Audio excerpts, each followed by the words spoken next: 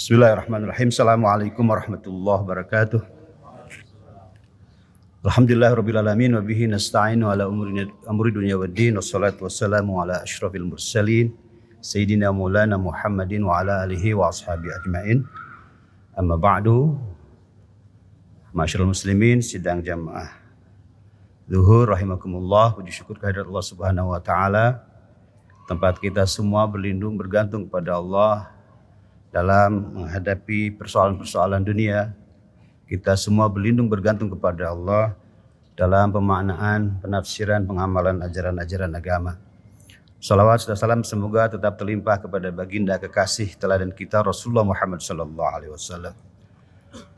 Masyaallah muslimin rahimakumullah, saat zuhur adalah waktu-waktu break kalau di kegiatan, atau waktu istirahat kalau di kantor atau di perusahaan. Waktunya ngarireh kalau di sawah misalnya. Imam Ibnu Hambal pernah ditanya, istirahat itu apa dan kapan? Apa itu istirahat dan kapan kita istirahat? Beliau menjawab, istirahat adalah inda awali qadamin yadu'aha fil jannah. Kita istirahat itu ketika kaki kita mulai memasuki surga, itu saatnya istirahat. Artinya apa? Bahwa dalam hidup di dunia ini adalah waktunya kita bekerja keras, beribadah, wa'bud rabbaka hatta ya'tiyakal yaqin, beribadah kepada Allah sampai kematian datang menjemput kita. Oleh karena itu, memang kata Nabi, tubuh kita punya hak untuk istirahat.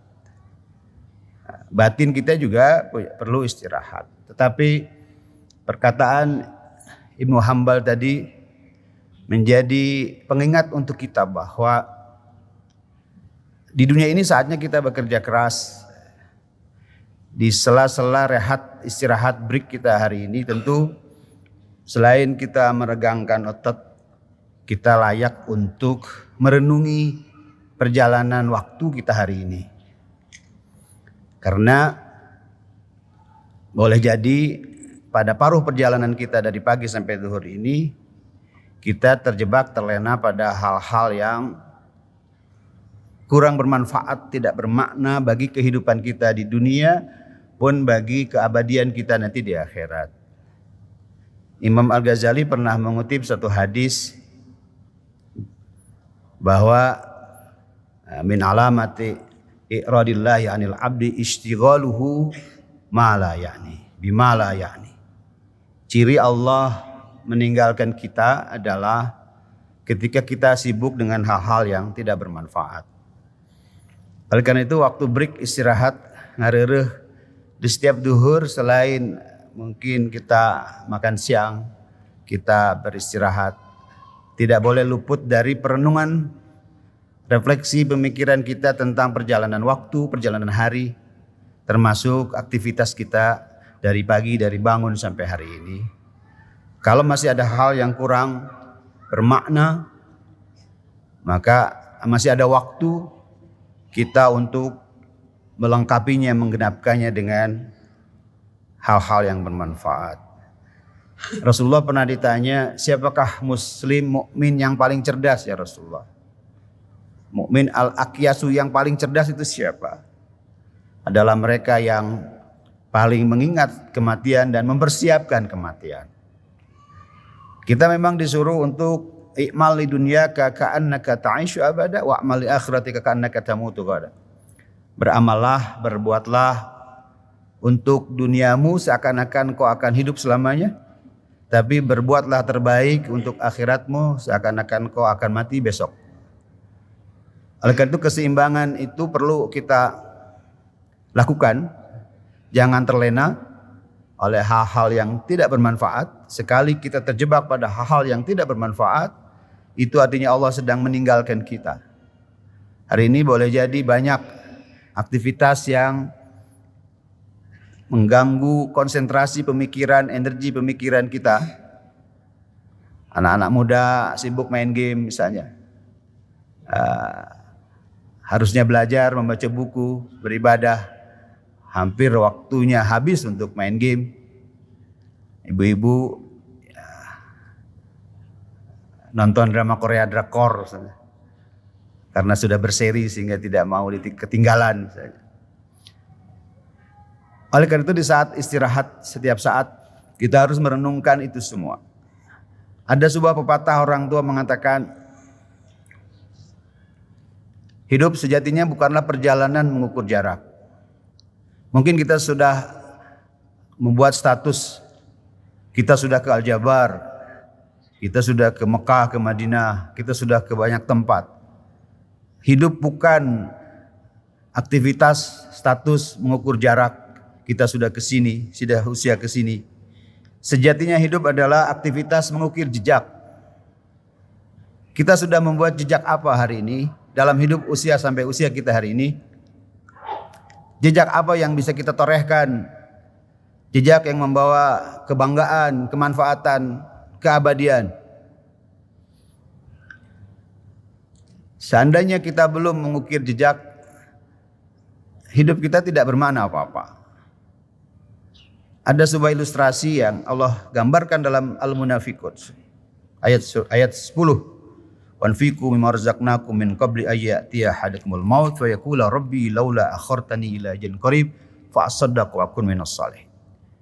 Nanti di saat kita malaikat maut akan datang menjemput kita, semua kita akan bernegosiasi, kita akan melobi. Laula akhartani ila ajalin qarib. Ya Allah, ya malaikat, seandainya engkau barang berkenan mengundurkan waktu barang sesaat, ajalin qarib, waktu yang begitu singkat, fa asaddaqu, aku akan sedekah, wa akun minas shalihin, dan aku akan menjadi orang soleh. Ada yang memahami bahwa semuanya akan melakukan negosiasi seperti itu. Yang sudah berinfak, bersedekah banyak amalnya juga akan negosiasi. Mohon saya akan nambah sedekah saya. Apalagi yang belum berbuat apa-apa. Oleh karena itu jangan sisakan hari-hari kita hari ini untuk hal-hal yang tidak bermanfaat. Di saat istirahat bukan kemudian terlena. Wasting time, membuang waktu, membuang uang, membuang segala macam konsentrasi kita untuk hal-hal yang tidak bermanfaat. Jadikan seluruh aktivitas kita yang bisa kita lakukan hari ini adalah sesuatu yang bermakna, yang bermanfaat. Ada amal-amal yang seakan penampakannya dunia, tetapi dengan niat yang baik dia menjadi berdimensi akhirat. Tidak sedikit, kata Az-Zarnuji dalam kitab Ta'lim, tidak sedikit ada amal akhirat karena buruknya niat dia tidak bermakna apa-apa. Artinya ibadah itu luas sekali maknanya, luas sekali bentuknya. Ikhtiar kegiatan kita di masyarakat, membuang sampah, menutup keran yang lupa ditutup oleh jamaah sebelumnya, itu juga bagian dari ibadah. Maka kita niatkan tidak ada hari tanpa ibadah, tidak ada detik tanpa kebaikan, tidak ada kesempatan waktu dan umur tanpa jejak-jejak kebaikan. Jejak apa yang terbaik yang layak kita tinggalkan? Ada doa Nabi Ibrahim yang layak menjadi wirid kita semua. Nabi Ibrahim itu berdoa dalam Al-Quran, A'udzubillahi minasyaitonirrajim, Rabbi habli hukman walhiqni bis shalihin waj'alli lisana sidqin fil akhirin. Ya Allah, beri aku hikmah, kumpulkan jadikan aku berserta orang-orang saleh. Waj'alli lisana sidqin fil akhirin. Jadikan aku diceritakan dengan lisan indah oleh generasi sesudahku fil akhirin. Itu doa Nabi Ibrahim. Nabi Ibrahim ingin namanya dikenang oleh anak cucunya dan keturunannya. Hari ini kita melaksanakan ibadah haji umroh mengikuti jejak Nabi Ibrahim. Dan nama beliau harum. Artinya kita semua juga menginginkan nanti anak cucu kita begitu bangga dengan kita. Karena kita sudah melakukan hal-hal terbaik, kita meninggalkan jejak-jejak terbaik, jejak akhlak, jejak kebaikan, jejak amal jariah yang terbaik. Apa jejak yang terbaik yang memiliki nilai keabadian? Kita punya konsepsi dalam Islam namanya wakaf. Ada sebuah hadis yang populer di kalangan kita semua, idza mata ibnu adam in qata anu amaluhu illa min salasin shadaqatin jariyatin aw ilmin yuntafa'u bi aw walin shalihin yad'u lahu. Ketika anak Adam wafat, terputus seluruh amalnya kecuali 3 hal. Sedekah jariah, ilmu yang bermanfaat, atau anak yang saleh yang mendoakan kedua orang tuanya. Artinya dalam hadis itu Rasulullah menggunakan alternatif, bukan kumulatif. Masing-masing kita ada yang punya harta, maka berinfaklah sedekah jariah. Para ulama menyebut sedekah jariah di situ adalah wakaf, karena sedekah yang lain tidak memiliki makna jariah. Yang kedua, ilmu yang bermanfaat.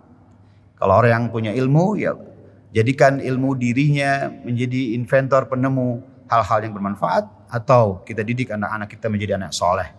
Ketiga hal ini menjadi satu kesatuan. Tidak mungkin anak soleh terbentuk kalau tidak oleh guru-guru ilmu-ilmu yang hebat. Tidak mungkin guru dan sekolah hebat kalau tidak didukung oleh amal jariah dan wakaf-wakaf yang hebat. Maka inilah konsepsi kaitan dengan bagaimana kita membangun jejak. Anak-anak kita menjadi jejak, harta dan ilmu kita menjadi jejak, jejak yang memiliki nilai keabadian yang berdampak pada investasi kita di akhirat nanti. Mudah-mudahan di tengah istirahat kita juga kita tidak terlena, tetap tetap tersadar untuk terus mengisi hari-hari dengan kebaikan sehingga kita menjadi orang yang beruntung. Kata sebuah hadis, barang siapa yang hari ini lebih baik dari hari kemarin, dia orang yang beruntung. Siapa yang hari ini sama dengan hari kemarin, dia adalah orang yang merugi. Siapa yang hari ini lebih buruk dari hari kemarin, dia adalah mal'unun. Dia termasuk orang-orang yang terlaknat. Mudah-mudahan kita menjadi orang yang beruntung, bukan orang yang merugi, apalagi orang-orang yang terlaknat. Mohon maaf atas segala kekurangan, kehilafan. Allahumma fiq ila aqwamit thoriq. Assalamualaikum warahmatullahi wabarakatuh.